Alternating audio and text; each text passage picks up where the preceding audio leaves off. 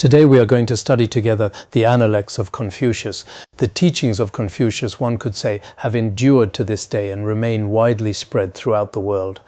Although he did not leave behind a great many writings, for the truly great, it is depth that matters, not volume.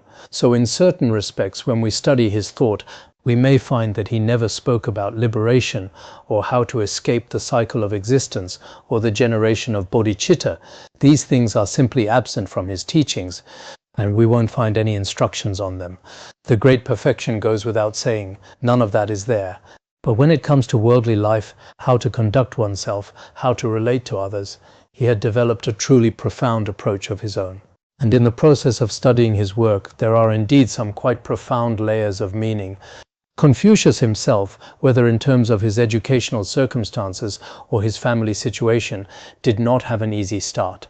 Many people today speak of how difficult it is for children raised in single-parent households, how unfavorable the circumstances can be for a child's development.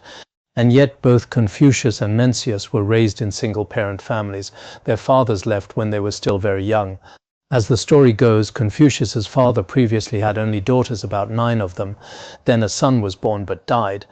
Later his father married again Confucius's mother, who was a teenager at the time, while his father was already in his 60s. After Confucius was born, his father passed away not long after. And so growing up without a father, without attending any formal school, this great sage grew up to influence not only his own generation, but one could say all generations since, and even today both East and West. So many places still feel his influence. Sometimes even just from the perspective of worldly wisdom, this is something truly worthy of admiration and deep reflection. So let us continue studying. At first glance, Confucius's writings might seem like something we already know. Nothing left to learn, we understand it all. But then sometimes it feels like there's actually a very deep layer of meaning within. The more you reflect on it, the more there seems to be discovered within it, something essential and profound within those few simple words. Let's see how deeply each of us is able to understand it. Now today we come to the final few passages in the chapter on the 8 rows of dancers, which we should be able to finish today. The passage reads, "The Warden of Yi requested an audience, saying, 'Whenever a gentleman has come to this place, I have never failed to obtain an audience.' His attendants brought him in. Upon leaving, he said, 'My friends, why be troubled by your master's loss of office? The world has long been without the way. Heaven will use your master as a wooden-clappered bell.'" These are roughly the words of this passage. Now, for the literal explanation, Yi was a place name at the time, likely somewhere in the region of the state of Wei. Warden refers to a person's title. It seems this was an official stationed in a border region, similar to what we might call a customs official or border checkpoint supervisor today. This person wished to have an audience with Confucius. He may have come alongside some of Confucius's disciples. By that later period of his life, Confucius had long hoped to spread his ideas, his political vision, first to the state of Lu, and then to other kingdoms as well. But the rulers of the time were not especially receptive, and so he traveled from state to state to promote his ideas. In fact, his wandering through the 6 states was not really Confucius happily traveling and seeing the world. I used to imagine that when Confucius journeyed through the 6 states, it was like a wandering sage traveling freely with his entourage. But in truth, what Confucius deeply wanted was to revive the rites and ceremonies of his time. During the Zhou dynasty, there was the Western Zhou and the Eastern Zhou. In the Western Zhou, the rituals and traditions were still flourishing and in good order, but by the time of the Eastern Zhou, that is, the spring and autumn and warring states periods, these earlier traditions of culture and ritual had gradually, little by little, faded away almost entirely. This deeply troubled Confucius. He wanted to rescue what remained, much like some of today's young Tibetan intellectuals who are desperately trying to preserve the Tibetan language and script. But when so many conditions, both outer and inner, are simply not in place, whether in the classroom or in private, people just slip into speaking other languages. The social backdrop of Confucius's time was much the same as this. Perhaps the impact of the modern culture of that era was causing all of the refined rites, ceremonies, and institutional structures of the past to slowly deteriorate. This worried Confucius greatly, and so he set out to visit the various states. Each state showed him a degree of respect, because by then he was recognized as an exceptionally accomplished scholar. Everyone acknowledged that. But each state had its own political system to uphold, and his mission was not particularly successful. In his later years, he returned to the state of Lu, where he devoted himself primarily to teaching. On one hand, he came to terms with his situation reasonably well, but I do think that Confucius perhaps never studied Mahayana Buddhism, and by the end of his life he had become rather prone to complaint. This is something one can sense reading between the lines of his writings. Now, at the time Confucius first set out on his journey, there was a border official, the warden, who sought an audience with him. When he came to meet him, it seems Confucius's disciples at first didn't let him in. Very likely so. Based on how things are expressed in the text, what did this man say? He very much wanted to see Confucius. Whenever a gentleman has come to this place, I have never failed to obtain an audience. He said, every man of virtue who has ever come through this place has come to see me, and I have never once failed to meet any of them. Not one has been turned away. Anyone who comes through here, I have met. This man was likely at a key post. Anyone traveling between the various states would have to come through his post. So this official would have met virtually all the lords and leaders coming and going. He had seen them all. Not one had been beyond his reach. So being denied an audience was something he simply couldn't make sense of. In front of Confucius's attendants, he said these words, "Every gentleman who has come to this place I have met, not a single one has gone unseen. So why should I be turned away?" Indirectly, he was saying, I am going to see him, one way or another. You know, sometimes this sort of thing happens, even when people come to see His Holiness. The first response might be, His Holiness isn't feeling well, he's resting, he's asleep. But if the person is a bit insistent, maybe they think, well, they have a teacher, fine, let them in. That sort of situation does arise. Maybe this person was a little forceful. Whatever the case, he ended up getting in. The attendants, Confucius's followers, finally allowed him through. The warden met with Confucius. As for what passed between them during that meeting, the text itself does not make this clear. Upon leaving, the warden came out and said this to the attendants. What did he say? "My friends, why be troubled?" My friends here means you people around him, all of you. Why are you so worried about the loss of rights and customs, or that your traditional culture will be gone entirely, leaving you with no home to return to? Why worry about all this? There is no need. And why not? The world has long been without the way. There are no moral standards left in the world. It has been this way for a very long time. Your worrying changes nothing. There is no need to fret. Worrying now won't help. By the time of the Zhou dynasty, the old traditions and rites had long since crumbled. The authentic ritual culture was essentially gone. Worrying about it now is of no use. But he saw hope for the future, because when he met Confucius, he recognized that this man was extraordinary. Heaven is going to use the master as a wooden-clappered bell. He said, in this world, your teacher Confucius will become the wooden-clappered bell of the age. Now, a wooden-clappered bell is like a large hanging bell. Its clapper, the tongue that strikes it, is made of wood. The bell itself was something like a great bell tower. When it was struck or rung, everyone in the surrounding area could hear it. It was how royal decrees and orders from the king were broadcast to the people. What this means is Confucius would become a beacon for his era, someone revered by all people throughout the world, a moral standard for all of humanity. So it seems that after this meeting, when the warden came out, he said there is no need to grieve. Even though you have been traveling from state to state trying to restore the rights and governance of the former kings, it is simply not that straightforward. The conditions may not be ripe just yet.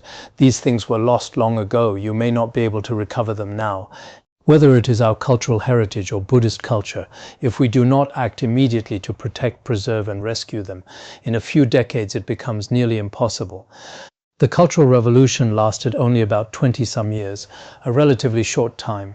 Had it gone on another 30 or 40 years, those who knew the rituals, who could teach and expound the Dharma, they would all have been gone.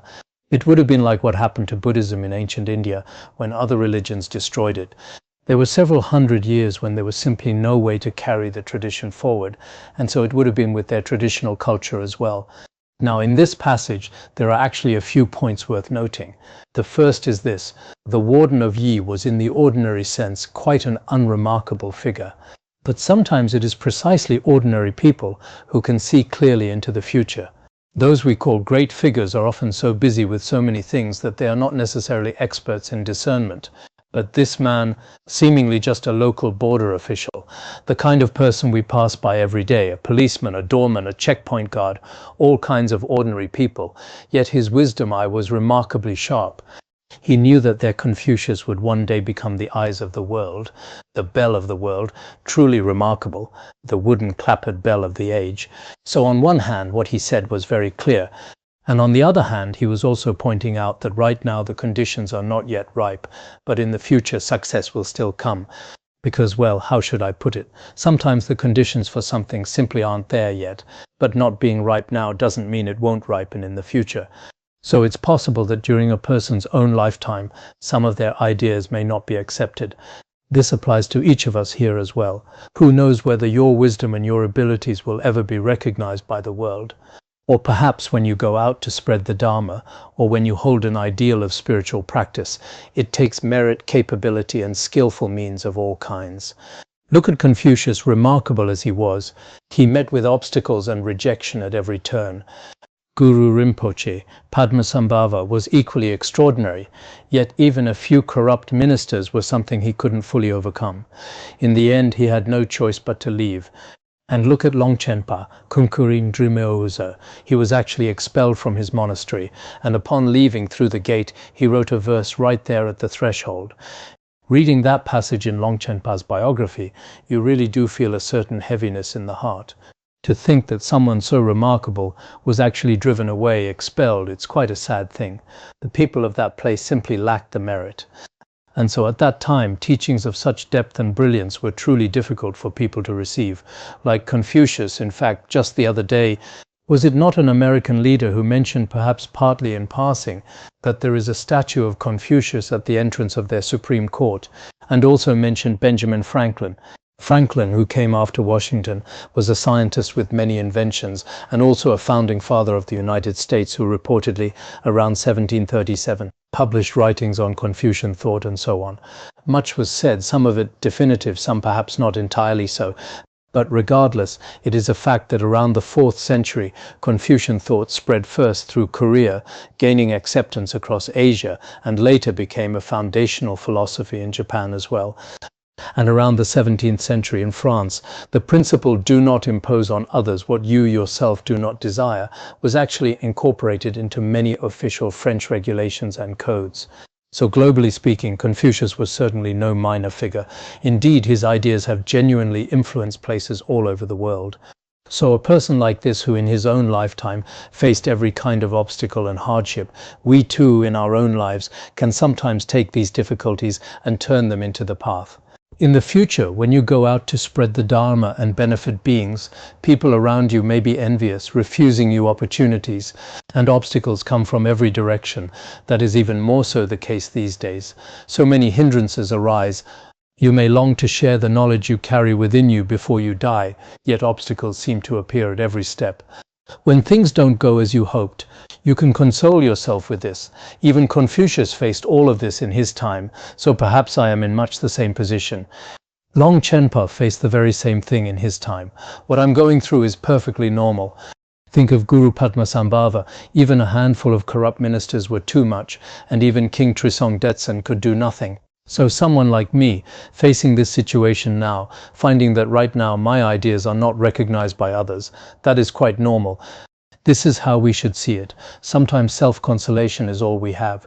And truly, what was said then was quite reasonable. One could say that looking at the overall context of that time, we can see from one angle that Confucius was in many ways an ordinary person. Although later generations called him a sage, a truly remarkable figure, his actual circumstances during his lifetime were much like those of any ordinary person. We can see this pattern as well in the biographies of great masters. While they were alive, they often seemed no different from ordinary people, facing all the same kinds of situations. Against this historical backdrop, what was said here was an expression of admiration from someone else, an outside assessment. So in the Analects, not everything comes directly from Confucius's own mouth. Some passages were spoken by those around him, words offered about him that became proverbs for later generations. So sometimes when we write in a journal and record what others have said, it might even be more than what Confucius wrote in a single passage. A casual remark from someone, if written down, may carry profound meaning when later generations come to interpret it. Who knows? Some of the records we make today, the accounts of this generation, perhaps in a few hundred years, or even just a few decades, if those records still exist, they could become history. Because the everyday details of life at that time, I myself used to keep many such records. There was once a person who kept a diary over several years. Every entry from that period was written entirely in his own hand, and he had tucked in newspaper clippings as well as some black and white photographs from that time. Afterward, I came to feel that when ordinary people record what they have seen and heard, if written down, later generations may read it, or perhaps no one will, but if not, we've lost nothing by trying. So casually jotting things down, keeping some record of your life, is valuable even for yourself, especially in old age. When we reach old age, we may not even be sure what happened when. At that point, as many people say, and it goes something like this: men in old age tend to remember themselves as quite the hero, while women in old age tend to recall having once been very beautiful, and monastics in old age may feel they were once tremendously learned. But words alone aren't enough. If you look at your diary, when you were young, you really did quite well in your studies, received all kinds of blessings and sacred objects and so on. Yesterday, I jokingly put it this way: having a friendly conversation with Confucius across the centuries. That is what we have covered so far. Now there are 2 more passages to go. The master said of the Shao music, it is supremely beautiful and supremely good. Of the Wu music, he said, it is supremely beautiful but not supremely good. It might seem like this is just about the idiom perfect in both beauty and goodness, whether you say beauty and goodness or goodness and beauty. It seems fairly straightforward. Beauty taken to its ultimate, goodness taken to its ultimate. But on closer inspection, there is actually quite a lot one could say. Here the master refers to Confucius, and said means he was commenting on something. Shao here refers to ancient times, reckoning by Chinese history. It goes Yao, Shun, and Yu first. Then after them came the Xia, Shang, and Zhou dynasties. Then Xia, Shang, Zhou, Qin, Han, the 3 kingdoms, the western and eastern Jin, the northern and southern dynasties, the Tang, Song, Yuan, Ming, and so on down the line. The Shao here refers to the era of Yao, Shun, and Yu, specifically the time of Shun, because in Chinese history, Yao and Shun were considered truly wise and enlightened rulers. These were rulers who genuinely governed with the people in mind.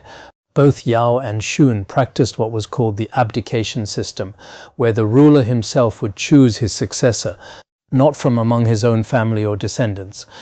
After Yu, however, the successor chosen was his own son, who proved unworthy, and this tradition of abdication came to an end, and so the Xia dynasty began.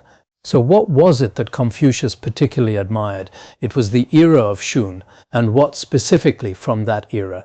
Xia here refers to music and dance, or performing arts, song and dance. You could say it was the equivalent of what we have today, singing, dancing, the entertainment platform of the time, the performing arts of that era. He said that the Xia of the era of Shun, the music and dance of that time, was excellent, truly magnificent, perfect in both beauty and goodness. Why? He says it was supremely beautiful and supremely good. It's a bit like when we say, the era of King Trisong Detsen, that was something else entirely. Whether in terms of form or meaning, simply outstanding. Some people might evaluate things this way. So when Confucius said it was supremely beautiful, beautiful primarily refers to what we perceive with our eyes, whether something is visually beautiful, mainly in its form and artistry.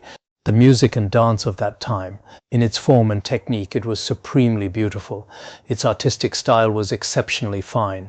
Already at the pinnacle of beauty, supreme meaning taken to its furthest extreme, the form was exceptional. Supremely good refers to the content, the core substance and meaning, which was also good to the utmost degree, deeply wholesome, utterly complete, extraordinarily good in content. He was saying that all the music and dance of the era of Shun was not only supremely refined in its artistic form, exquisitely beautiful in every way, but its inner meaning and core message were also absolutely complete and perfect.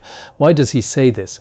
Because at that time the ruler of the land, the sovereign, whether one calls them ruler or sovereign, titles do vary across different periods of history, but regardless, the system of governance at that time was good in form as well, and its content was entirely free from wrongdoing. truly exceptional. And so Confucius felt that whether it is the arts, music, or artistic performance, perhaps some of us might watch a documentary, say a documentary about King Chaisong Detsen, and you'd think, wow, this, whether in its artistic style or its content, is perfect in every way. Absolutely magnificent. Why? Because the music and dance actually expressed, it could convey the culture of that historical period, its social structures, its religious life, and more. So much hidden wisdom and knowledge was already expressed through the music and dance. So whether in form or in content, it was considered extraordinarily good. Why? Because at that time there was great freedom, great peace, and no bloodshed whatsoever. It was simply wonderful. Confucius had the deepest admiration for all the music and dance of that ancient era. As for the Wu music, Wu refers to King Wu of Zhou. At that time it was supremely beautiful, but not supremely good. Its form was quite fine. Any ruler's art and performance will naturally be presented in an impressive way. That much is given, just as in many nations and places today. Looking at their conduct, their artistic performances, on the surface it all appears very polished, peace, freedom, and so on. The outward form looks beautiful, because in the Zhou dynasty, in terms of outward form, things were quite acceptable, but in terms of content and meaning, it was not perfect. Why? Because the Zhou dynasty, in order to overthrow the preceding Shang dynasty, had resorted to war and bloodshed. There were traces of violence within, and so its content was not truly beautiful. We can also see this at different points in history. At certain times when no bloody wars were being waged, both content and form were perfect in beauty and goodness. But at other times, even when the outer packaging looks impeccable, with nothing to fault on the surface, the content itself, everyone knows, no matter how well it's spoken of, what lies within is sometimes appalling, or at the very least tinged with violence, with uncivilized methods of all kinds. So the distinction between beauty and goodness, one pertains to the outward appearance and the other to the inner reality. What he is really asking is this: have the nations and dynasties of history ever truly reached the highest standard of virtue? That is the deeper question. Confucius had great wisdom. He could see this clearly. We may not necessarily be able to see it ourselves. Take a television series from the 70s or 80s versus one made today. You can actually tell even then that a documentary from the 70s or 80s of the last century reflects the culture of that time. Whether in song or dance, the social backdrop of the era comes through. And then later, a documentary from about 20 years before that also reveals the form and content of its own time. And now things may be even worse.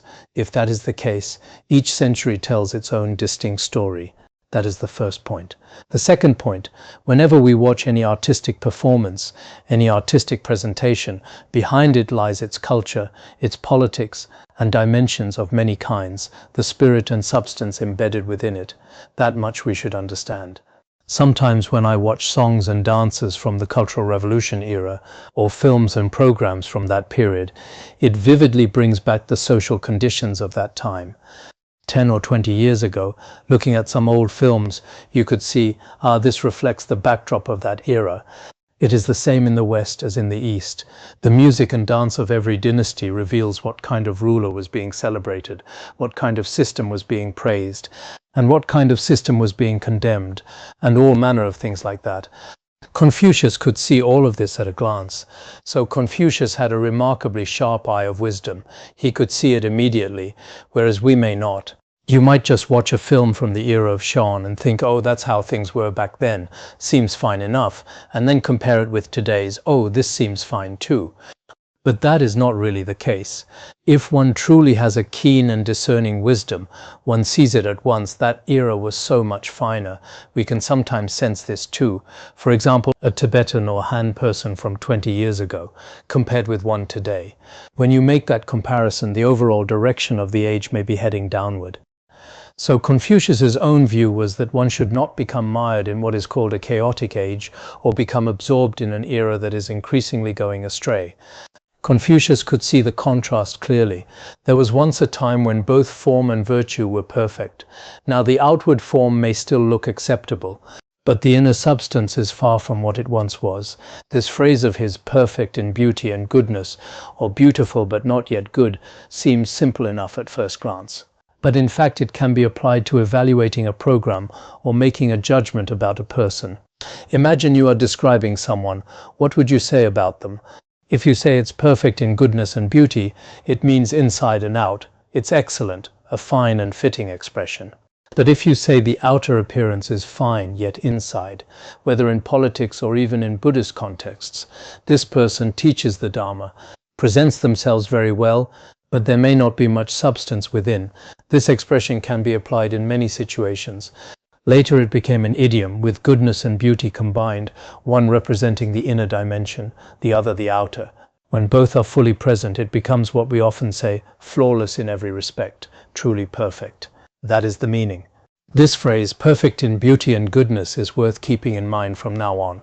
When we read a book, watch a film, or look at the histories of different eras, those with genuine wisdom can look beneath the surface and trace the cultural shifts within. All of it, the richness, the allure, the deeper layers, becomes clear to them at a single glance. Now the final passage of this chapter, the Master said, one who holds high position yet lacks generosity, who performs ritual without reverence, who mourns without grief, how can I bear to look upon such a person? He says, holding high position without generosity. Holding high position refers to those in elevated roles, those above, leaders, rulers, kings, teachers, those at the helm of enterprises, anyone in a position above others. It is truly essential that anyone in a position of authority cultivate a generous heart. If their hearts are narrow, lacking in breadth and tolerance, that is not good. That is the first point. The second, performing ritual without reverence. If one merely goes through the outward motions of ritual, for us as Buddhist practitioners, full prostrations are a form of ritual. But as for ritual, the outer expressions of body and speech, the decorum and outward respect may be there, but what matters most is the reverence within the heart. If there is no inner reverence, it loses its true meaning. It becomes hollow, insincere. And then, attending a funeral, being present at a ceremony of mourning when someone has died, and you go to pay your respects, yet without grief meaning no true sadness, no genuine sorrow arising from within, just going through the motions on the surface. These three things. First, those who hold high positions yet are inwardly narrow, insincere, lacking in benevolence, lacking in compassion. Second, those who perform ritual outwardly yet hold no reverence in their hearts toward the object of that ritual. And third, those who attend a funeral yet feel nothing inside, like a stone, with no trace of grief whatsoever. Such people, how can I bear to look upon them? Confucius says, I simply cannot. There is no way to look upon them. Such people in this world, one could say they are two-faced, or say one thing and mean another. This is deeply contrary to propriety and deeply troubling. Here again it may seem rather straightforward on the surface, but in fact it carries very deep meaning. What does it mean? As a leader, or as someone in a position of authority, one must have a generous and broad-minded heart. Without that, being petty, overly sensitive, narrow-minded, nothing that comes from below will ever be acceptable to you. And in the end, those beneath you will be unhappy, and your own position may not last for very long either. So whether one is just a small group facilitator or even a minor team leader, the moment they step into that role, their whole manner can change. They start issuing orders relentlessly, pushing people around below them. That is not good at all. This is a genuinely heartfelt observation from Confucius about what it means to lead. And we can see this ourselves as well, even in our own groups here. I sometimes hesitate to call someone a person in charge, because once you give that title, some handle it very well, but others, the moment they hear it, immediately begin to act as if they have become King Trisong Detsen himself. And from then on, their gaze is fixed on the horizon above, never looking down. And then every little thing done by those below gets criticized and nitpicked. Generally speaking, whether a great leader or a mid-level one, whether a teacher or the abbot of a monastery, any leader, any person in a senior position, a broad and generous heart is the most important quality. Of course, broad-hearted doesn't mean just letting everything go, as if anything goes. That is not what it means. It means on one hand having wisdom, and on the other not overreacting to minor matters with outbursts of fury or immediate dismissals. That kind of thoughtfulness and restraint. Many people today are like this. I have seen it in my many years of administration. Later on, I said to those in the academy and to those below me, if you want to expel someone, you must have my approval first. If in the academy someone truly needed to be expelled, we also had a procedure for that. Otherwise, the moment someone steps into a role, the slightest mismatch with their wishes or expectations in any area, and they cut you off at once. And what do they keep around them? Only the most compliant people who may have little real ability. This is the pattern in many places, isn't it? They surround themselves with a whole team, and everyone on that team is extraordinarily deferential toward them, but essentially has no real capacity to contribute. That is not a healthy situation. So even if those below you sometimes push back, show some resistance or disrespect, a good leader will still be able to accommodate and include them. That is the mark of a true leader. So when it comes to holding high position without generosity, what Confucius could never abide was this: leaders whose hearts are too narrow, who at the slightest provocation do what we often call cutting people off. You'll know what I mean. This kind of behavior is genuinely harmful. Looking ahead, many of you will become leaders of one kind or another. I'm not sure what kind exactly, I can't say for certain, but what is certain is that at such times, when a person is in a position of authority, one should not make important decisions based on minor incidents alone, or act on just one side of the story. Acting on just one side is even worse.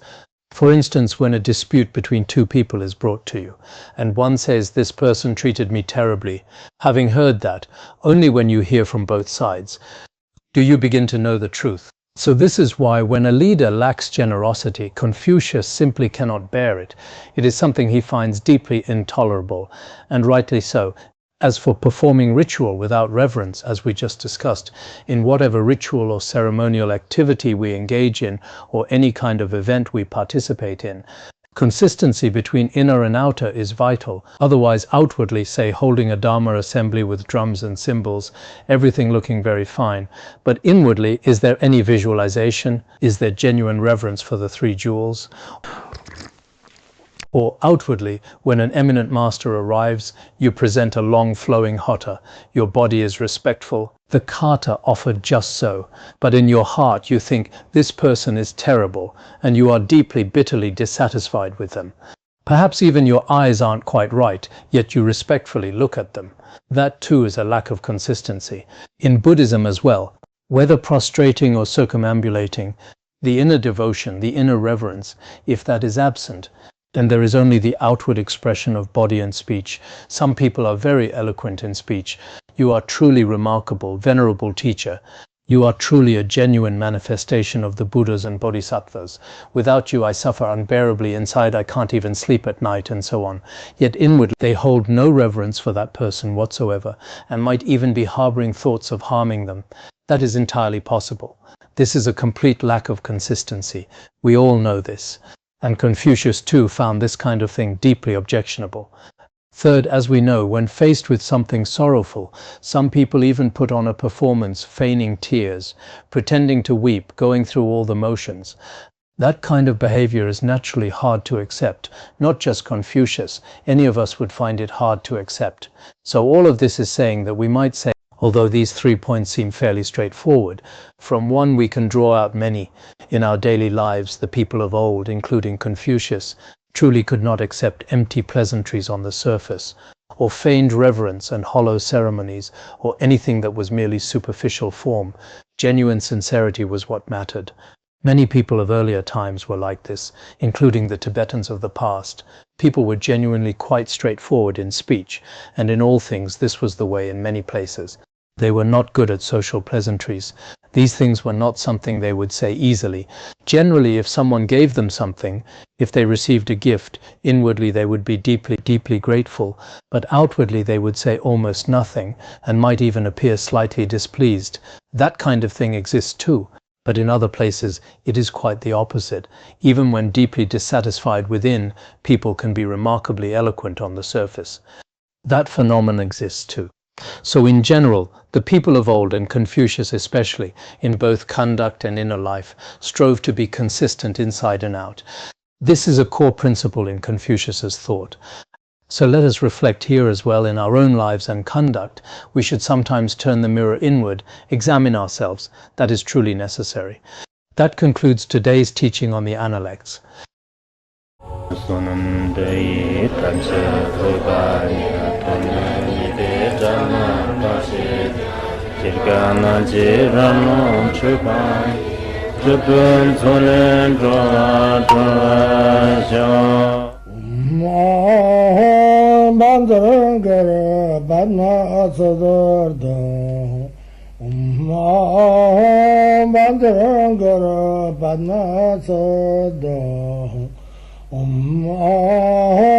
Bandara Badma Sodargye